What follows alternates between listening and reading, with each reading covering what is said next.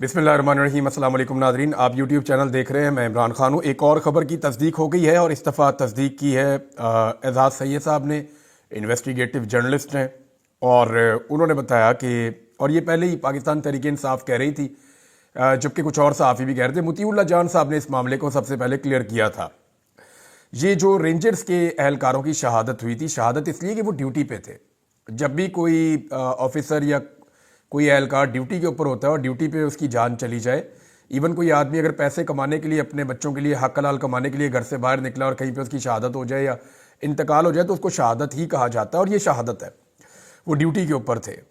तो ये जो उनकी शहादत हुई है, इसमें उन्होंने बताया कि हाशिम नाम का नौजवान है जो वो गाड़ी चला रहा था और उसकी गाड़ी के नीचे ये रेंजर्स एहलकार आए हैं जिनकी शहादतें हुई हैं। और इस शख्स का पाकिस्तान तहरीक इंसाफ से किसी किस्म का कोई ताल्लुक नहीं है, बल्कि इसकी फैमिली के बारे में भी सारा कुछ उन्होंने बताया एजाज सैयद साहब ने। उन्होंने कहा जी इनकी फैमिली के लिए बड़ी मुश्किल सूरत हाल है और ये जो एहलकार शहीद हुए हैं इनका ताल्लुक पाकिस्तान तहरीक इंसाफ से नहीं है। जिन लोगों ने उन्हें शहीद किया और जिस शख्स ने किया उसका भी कोई ताल्लुक नहीं है और तहरीक इंसाफ का इस सारे मामले से कुछ भी लेना देना नहीं है। तो इसको तो नाजरीन आप एक मरतबा फिर क्लियर कर दें कि ये बात दोबारा सामने आई है।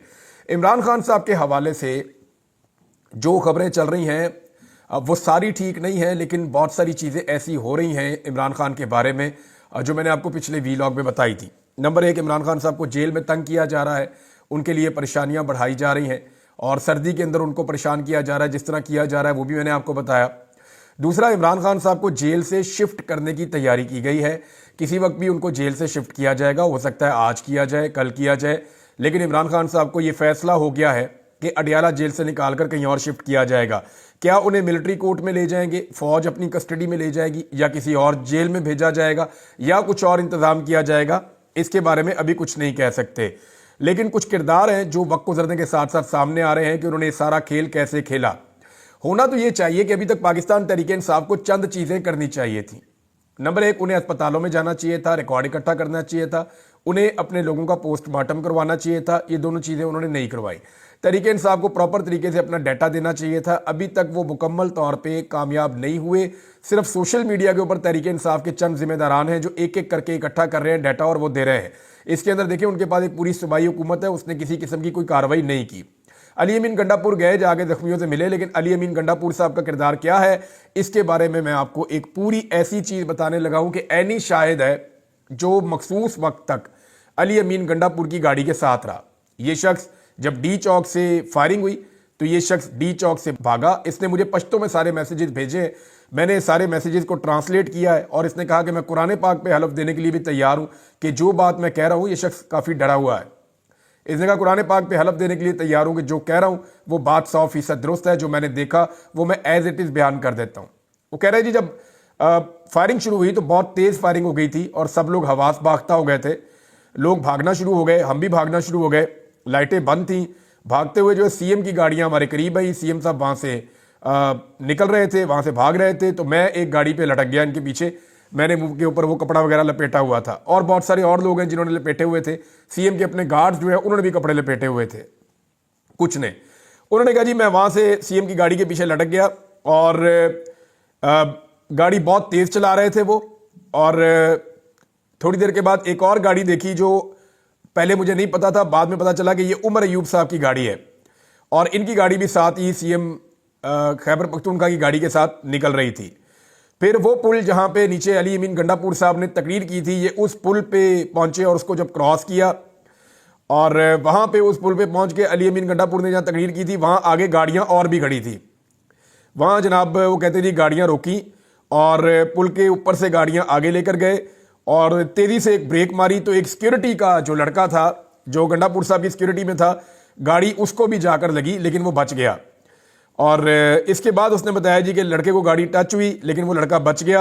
अली अमीन उतरकर फौरन दूसरी गाड़ी में गए जिस गाड़ी में उमर अयूब और बुशरा बीबी मौजूद थे, यानी दूसरी गाड़ी थी उसमें बुशरा बीबी और उमर अयूब दोनों पहले से मौजूद थे। अली अमीन गंडापुर साहब उतरे और उस गाड़ी के अंदर जाकर बैठ गए। इन्होंने वहां से गाड़ियां भगाई और गाड़ियां उन्होंने भगाई और आगे एक जगह पहुंचे तो रास्ता बंद था, यानी पुल के दूसरी कोने पे गए, उस तरफ जाके देखा तो वह रास्ता बंद था और वो रास्ता खुला हुआ नहीं था। तो बुशरा बीबी उस वक्त गाड़ी से बाहर निकल आई और उन्होंने कहा कि तुम कहां जा रहे हो, क्यों वापस जा रहे हो, किधर को जा रहे हो, वापस नहीं जाना। تو جو گاڑی تھی اس کی سیکیورٹی کے لیے جو لوگ ساتھ گاڑی کے لٹکے ہوتے ہیں وہ اوپر چڑھے ہوتے ہیں, جیسے عمران خان صاحب کی گاڑی کے اوپر بھی آپ نے دیکھا ہوگا. تو ان میں سے ایک بندہ جو ہے اس نے بشرا بی بی کے کندھے پہ ہاتھ رکھا اور اس نے کہا کہ آپ گاڑی کے اندر بیٹھیں, اور اس نے یہ بھی بتایا کہ بشرا بی بی رو رہی تھی اور وہ روتے ہوئے پوچھ رہی تھی کہ تم کدھر جا رہے ہو, کیوں جا رہے ہو, اور یہاں سے کیوں بھاگ رہے ہو. تو گاڑی کے اوپر جو بندہ تھا اس نے بشرا بی بی کے کندھے پہ ہاتھ رکھ کے کہا کہ بیٹھ جاؤ گاڑی میں, اور انہوں نے زبردستی کی اور انہیں گاڑی میں بٹھا دیا. وہ پھر دوبارہ گاڑی سے نکلی. تھوڑی دیر کے بعد جب دوبارہ گاڑی سے وہ نکلی اور انہوں نے چیخنا شروع کیا تو اسی سیکیورٹی والے نے ان کے منہ پر ہاتھ رکھ کے کہا کہ تم چپ ہو جاؤ. کسی نے ویڈیو بنانے کی وہاں پہ کوشش کی, یہ بھی اس بندے نے بتایا, تو سیکیورٹی والوں نے اسے ویڈیو بنانے سے روک دیا. اور ایک جگہ پھر دوبارہ گاڑی رکی تو تیسری مرتبہ, کیونکہ رستے میں رکاوٹیں بھی تھیں, تو تیسری مرتبہ بشرا بی بی نے نکل کر شور مچایا, مگر گارڈ نے انہیں اسی طرح منہ پر ہاتھ رکھ کے گاڑی کے اندر ڈال دیا. علی امین گنڈا پور بھی گاڑی سے اترا اور علی امین گنڈا پور نے بشرا بی بی کو خود گاڑی کے اندر گھسایا, انہیں گاڑی کے اندر بٹھایا, اور یعنی تقریباً زبردستی ہے, وہ جو بتا رہا ہے میں اس طرح نہیں بول رہا, لیکن اس نے انہیں گاڑی کے اندر بٹھایا. اور وہ یہ کہہ رہا ہے کہ میں وہاں سے پھر سامنے کچھ پنجابی لوگ جا رہے تھے, پنجاب سے آئے ہوئے, کہتا ہے میں نے وہاں جا کے شور مچایا کہ علی امین گنڈا پور زبردستی بشرا بی بی کو لے کر جا رہے ہیں اور یہ زبردستی لے جایا جا رہا ہے, وہ نہیں جانا چاہ رہی, اور میں قرآن پر بھی اس کا حلف دینے کے لیے تیار ہوں. وہ بار بار کہہ رہی تھی کہ تم لوگ کیوں بھاگ رہے ہو, تم لوگ کیوں بھاگ رہے ہو, تم لوگ یہاں پہ رکو, لیکن اس کے بعد یہ لوگ وہاں سے نکل گئے. اب علی امین گنڈا پور صاحب نے یہ خواہش کا اظہار بھی کیا اس دن پولیٹیکل کمیٹی کی میٹنگ میں کہ بشرا بی بی یہ سٹیٹمنٹ دے دیں کہ بشرا بی بی جو ہے ان کو زبردستی میں نہیں لے کر آیا, لیکن بشرا بی بی نے وہ سٹیٹمنٹ دینے سے انکار کر دیا. اور پولیٹیکل کمیٹی کی میٹنگ میں بشرا بی بی نے یہ کہا کہ میں نے جو بات کرنی ہوگی وہ میں عمران خان کے سامنے کہوں گی, کیونکہ بشرا بی بی کے لیے اب سچویشن یہ ہے کہ انہیں گرفتار کروایا جا سکتا ہے, اور یہ عین ممکن ہے کہ انہیں آنے والے دنوں میں گرفتار کروا دیا جائے, کیونکہ بشرا بی بی گرفتار ہوں گی تو معاملہ جو ہے وہ ٹلے گا. ان کے پاس جو ہے وہ پوری کہانی ہے. اگر وہ عمران خان صاحب سے ملی اور جا کے انہوں نے ساری سچائی عمران خان صاحب کو بتائی کہ کس نے کیا کیا اور کس کا کیا کردار تھا اور کارکنوں کے ساتھ کیسے دھوکہ ہوا, تو یہ ساری چیزیں کھل جائیں گی. اب اس میں جو ہے وہ بشرا بی بی صاحب کو کبھی ڈرایا جاتا ہے انہیں نیب کے کیسز سے کہ آپ کے اوپر نیب کا کیس چڑھ جائے گا, اور نیب آ رہی ہے آپ کو گرفتار کرنے کے لیے. یہ خبریں بھی آ رہی ہیں, ابھی نیب نے تردید کر دی. ہم خیبر پختونخوا جو ہے وہ وزیر اعلیٰ ہاؤس میں نہیں گئے, لیکن پہلے یہ رپورٹ ہوا تھا کہ وہ وہاں پہ آئے, انہوں نے آ کے بشرا بی بی کا پوچھا, لیکن اب یہ رپورٹ ہو رہا ہے کہ وہ کہہ رہے ہیں ہم وہاں پہ نہیں گئے. دوسرا یہ ہے کہ کیا بشرا بی بی کا رابطہ ہو رہا ہے نارملی لوگوں کے ساتھ, تو بہت سارے لوگوں سے میں نے پوچھا تو انہوں نے کہا جی ہمارا پہلے اگر رابطہ تھا بھی تو اب ان سے کوئی رابطہ نہیں ہے. ان کی بہن نے بھی اس طرح کا ایک اسٹیٹمنٹ تھوڑی دیر پہلے دیا تھا کہ بشرا بی بی سے ہمارا کوئی رابطہ نہیں ہے. تو اب یہ معاملہ وہ ہے اور اتنا ہی ہے جتنا مجھے ایز اٹ از ایک بندے نے بتایا, اور اس بندے کا کوئی تعلق اس حوالے سے نہیں ہے کہ اس کا کوئی فائدہ یا نقصان ہو اس میں. یعنی اس نے جو دیکھا اس نے حلف لیا اور اس نے کہا جی میں آپ کو ایگزیکٹلی وہی بتاؤں گا جو میں نے دیکھا, نہ اس سے زیادہ کچھ نہ اس سے کم کچھ. گاڑی میں کیا بات ہو رہی تھی مجھے نہیں پتا, اگر اندر کوئی بات کسی اور طرح ہو رہی تھی میں نہیں جانتا, لیکن بشرا بی بی نے 3 مرتبہ شور اس بات پہ مچایا کہ بھاگ کیوں رہے ہو, جا کیوں رہے ہو, کدھر جا رہے ہو, واپس چلو اور مجھے اتارو گاڑی سے. تو ان کو پھر وہ زبردستی لے کر گئے, لیکن عمر ایوب نے اس کے اوپر پروٹیسٹ کیا کہ یہ سلوک جو ہے بشرا بی بی کے ساتھ یہ مناسب نہیں ہے. بہرحال اب دیکھیں یہ عمر ایوب, علی امین گنڈا پور وہ اس رات پھر اکٹھے ہی تھے, پھر اگلے دن انہوں نے ایک ساتھ ایک پریس کانفرنس بھی کی ہے. لیکن جو مجھے ایز اٹ از بتایا اس بندے نے جو عینی شاہد تھا میں نے وہ آپ کو بتا دیا ہے. اور جب میں نے پولیٹیکل کمیٹی کے اندر سے کچھ سورسز سے انفارمیشن لی تو انہوں نے کہا کہ علی امین گنڈا پور صاحب یہ ثابت کرنا چاہتے ہیں, ان کو اس بات کی بڑی پریشانی ہے کہ کسی طرح یہ میں ثابت کر دوں کہ بشرا بی بی کو اس رات میں زبردستی نہیں لے کر گیا تھا.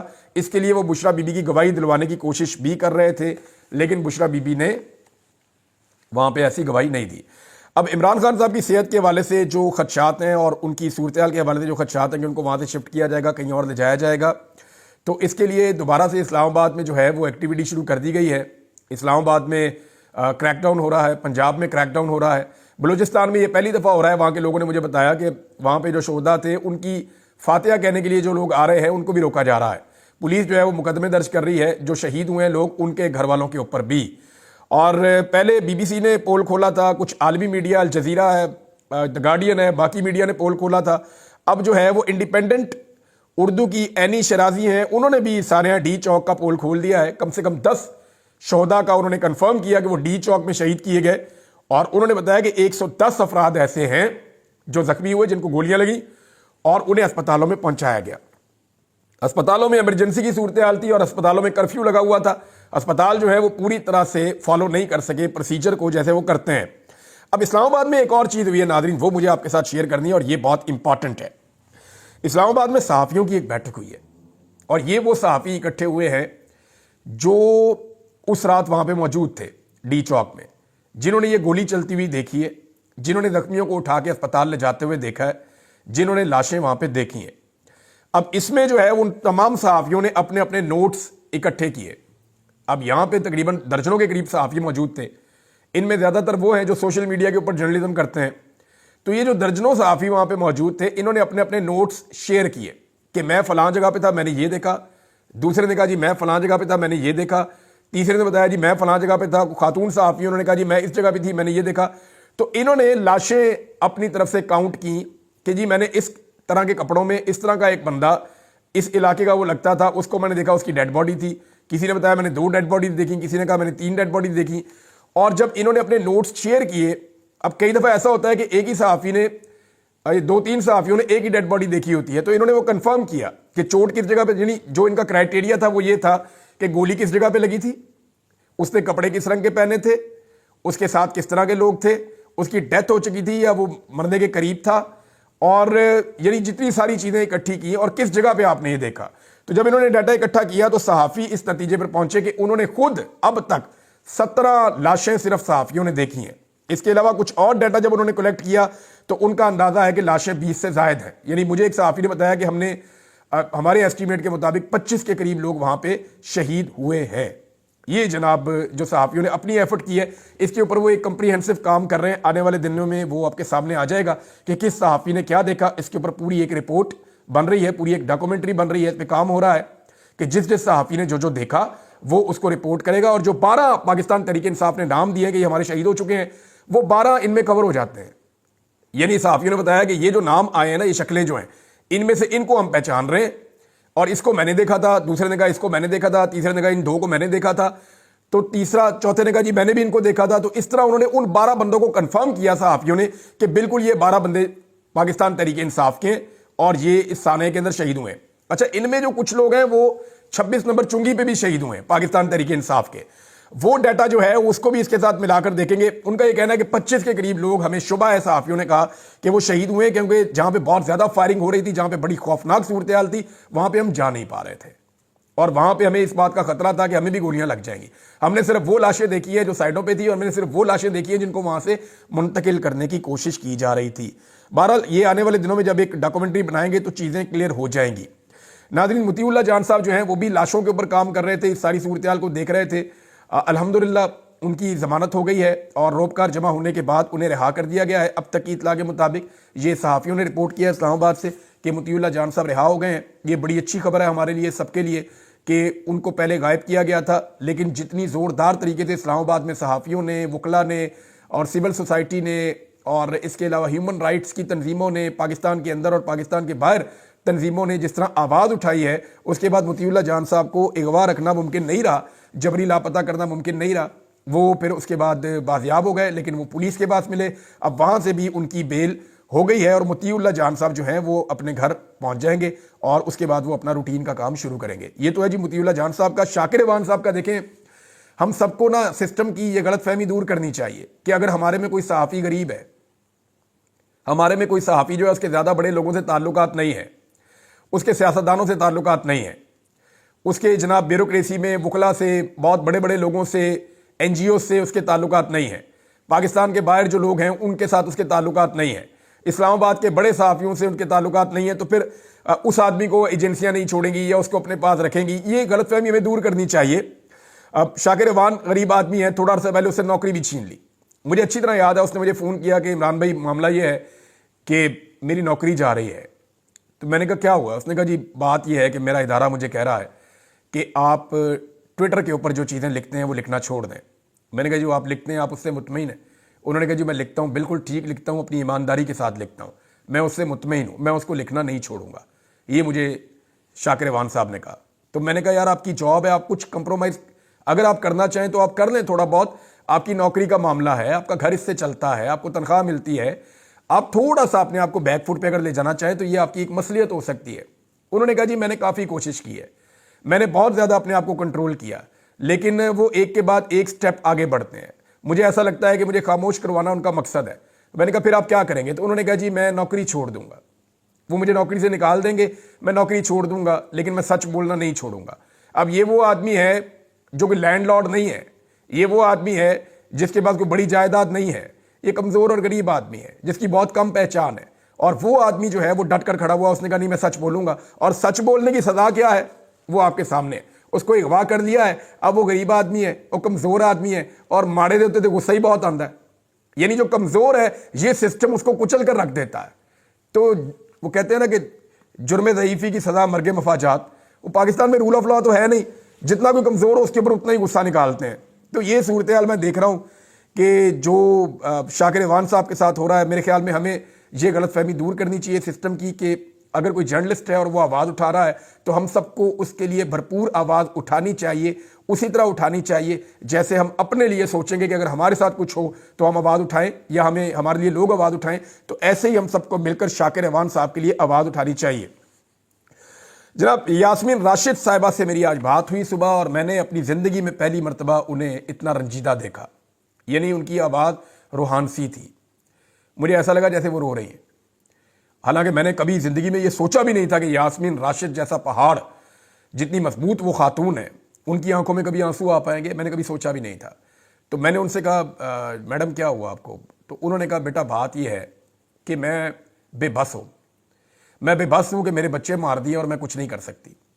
یعنی آج بھی وہ اپنے لیے نہیں رو رہی, وہ کینسر کی پیشنٹ ہیں اور کینسر سے لڑ رہی ہیں اور قید کاٹ رہی ہیں بہادری کے ساتھ, اور جو ان کا مد مقابل ہے جس کو جعلی فارم 47 پہ جتوایا گیا تھا وہ دوڑ گیا, بار بار دوڑ جاتا ہے, بہانے بنا کے دوڑ جاتا ہے, اور یہ کینسر سے بھی لڑ رہی ہیں اور اس آدمی سے بھی لڑ رہی ہیں اور جیتی بھی ہوئی ہیں.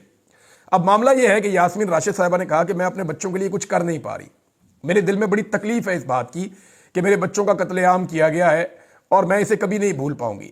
میں جتنا بے بس اب محسوس کر رہی ہوں میں نے زندگی میں کبھی محسوس نہیں کیا. مجھے اپنی اس قید سے سب سے زیادہ نفرت اب ہو رہی ہے, وہ اس لیے کہ میں باہر اپنے بچوں کے لیے یا ان کو انصاف دلانے کے لیے کچھ نہیں کر پاؤں گی یا کچھ نہیں کر پا رہی ہوں. تو مجھے انہوں نے کہا کہ بیٹا میری آپ لوگوں سے گزارش ہے, آپ باقی میڈیا والوں کو بھی کہو اور جتنے لوگ سن رہے ہیں ان سب سے کہو کہ یہ جو خون ہے نا بچوں کا, اس کے اوپر پردہ نہ پڑنے دینا, اس کے اوپر بات کرنا, اس کو رجسٹرڈ کرو, اس کو ہر جگہ پر لے کر جاؤ, انہیں انصاف دلانا اب ہماری ذمہ داری ہے, ان قتلوں کے اوپر پردہ مت پڑنے دینا. یہ یاسمین راشد صاحبہ کے الفاظ تھے. میں ابھی ان سے بات کر رہا تھا تو ان کا فون کٹ گیا, مجھے ان سے اور بات کرنی تھی لیکن میں نہیں کر پایا. ظلم خلیل داد کا ایک ٹویٹ آیا, وہ اگلے ویلاگ میں آپ کو بتاؤں گا, لیکن تحریک انصاف کو فوری طور پہ عمران خان صاحب سے ملاقات کا بندوبست کرنا چاہیے. انہوں نے بہت کوشش کی ہے, عدالت سے احکامات لے کر دوبارہ گئے لیکن ملاقات نہیں کروائی گئی. عمران خان صاحب کی صحت کے حوالے سے خدشات ہیں, میں نے جیسے کہ آپ کو بتایا, اور ان کو تنگ کیا جا رہا ہے, ان کو اذیت دی جا رہی ہے اور ان کو کہیں بھجوانے کی بھی کوشش کی جا رہی ہے. ایسا کوئی فیصلہ ہوا ہے کہ عمران خان صاحب کو اب اڈیالہ سے شفٹ کیا جائے گا. کہاں شفٹ کیا جائے گا یہ آپ کو پتہ چل جائے گا, لیکن سچویشن انتہائی ورس ہے. یہ نظام ہر لیول کو کراس کرتا چلا جا رہا ہے, اور جو چیزیں آ رہی ہیں ہم آپ کو ایز اٹ از رپورٹ کر رہے ہیں ناظرین. یعنی یہ جو اس وقت کھلواڑ ہو رہا ہے پاکستان میں رول آف لا کے ساتھ, انصاف کے ساتھ, قانون کے ساتھ, اور جس طرح لاشیں چھپانے کا اور زخم چھپانے کا ایک پورا بندوبست ہو رہا ہے, یہ پاکستان کے کسی صورت بھی مفاد میں نہیں ہے. بلاول زرداری نے بڑی عجیب بات کی. بلاول نے کہا پاکستان میں استحکام لے کر آنا ہے سیاسی, تاکہ معاشی استحکام آئے. اب چاہے یہ استحکام بات چیت سے آئے تو چاہے یہ لاٹھی کے ساتھ آئے.